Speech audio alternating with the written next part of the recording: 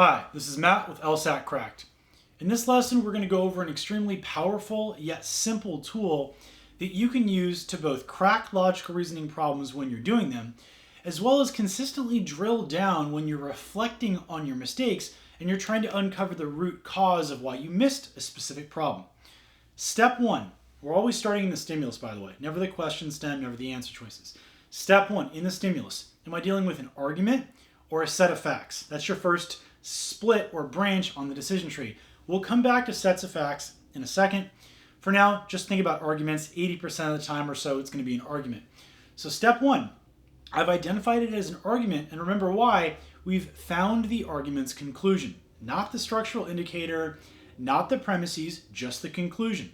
Step two, review the premises and ask if these are all true, and you have to assume they are, what reasonable inference can I draw? Ignore their conclusion. Just think about what inference you can draw. Step three, compare what inference you drew to the inference or the conclusion that they tried to sneak in. And ask yourself, well, if these premises are true and this inference is true, this inference that I made is true, does that necessarily mean I would be willing to bet my life that their particular conclusion is true? Those are the three steps. Let's apply it. All apples are bruised. All bruised fruits are cantankerous. Therefore, all apples are dangerous. Well, there's our conclusion. They gave it away to us. Therefore, all apples are dangerous. A, arrow, D. Very strong claim. It's an arrow statement. Let's put it on the shelf and move on to step two. Review the premises. All apples are bruised. A, arrow, B. All bruised fruits are cantankerous. B, arrow, C. Okay. So we've got A, arrow B, B, arrow C. Our inference, since we recognize a transitive template here, A, arrow B, arrow C, is A, arrow C. All apples are cantankerous. Now, just because all apples are cantankerous, just because A, arrow C, would you be willing to bet your life that all apples are dangerous? No, because cantankerous and dangerous are two different terms. They're sneaking a new term in the conclusion, and we have our critical eye, and we see that. So we say, well, just because all A's are C's, it doesn't necessarily mean that all A's are D's. They, of course, are assuming that if something is a C, if something, here an apple, is cantankerous, then that thing is necessarily dangerous. And that's an unwarranted assumption. So now we've articulated the flaw.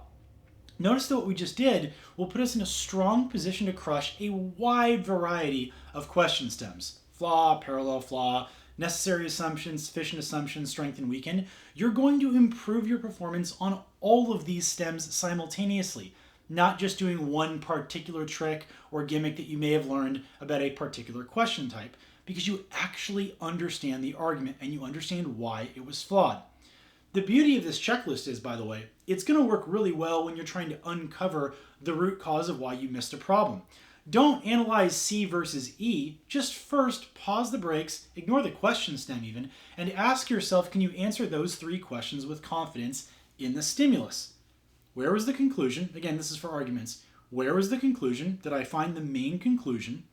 Two, when I read the premises, did I understand them and was I able to draw a reasonable inference? Step three, could I then compare my inference to the conclusion that was drawn and specifically articulate the flaw or why the argument is wrong?